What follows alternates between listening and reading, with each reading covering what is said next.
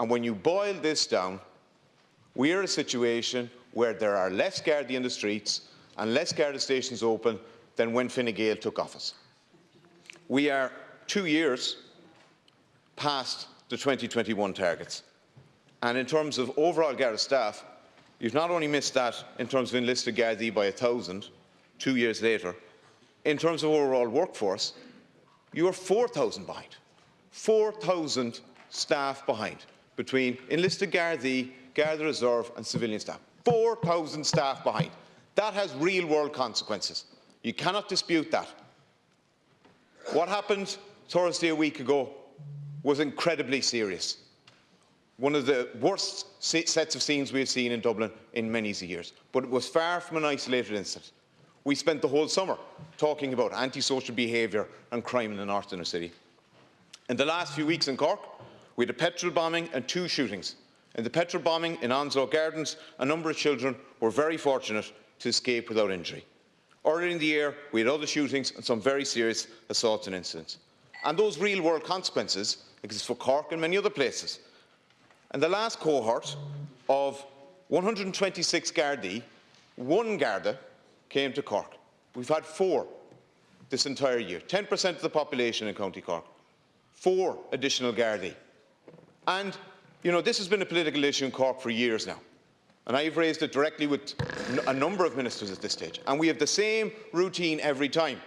A minister comes down, the local senior ministers, they meet with the superintendent, oh, things are going to change, things are going to improve, we're going to make an investment. We get a couple of probationers over Christmas and they go back home in the new year. The same thing again and again.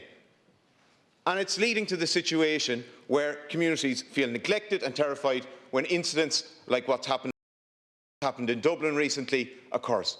I had cause to ring a Garda station on Saturday night, a 24-hour Garda station, just to clarify, on behalf of a constituent. Rang 3 times, rang out every time. I don't even blame the Gardaí in that station. I'm sure they were dealing with very urgent matters. The fact is, nobody was there to pick up the pieces because the Garda station, the Gardaí have been left to absolute neglect. Way behind targets, Gardaí leaving in their absolute droves. People have talked about personalised attacks. I don't believe in that. I don't believe in that. I think most of us don't either. I believe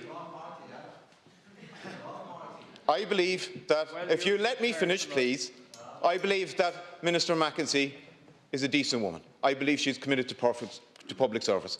I believe she has empathy.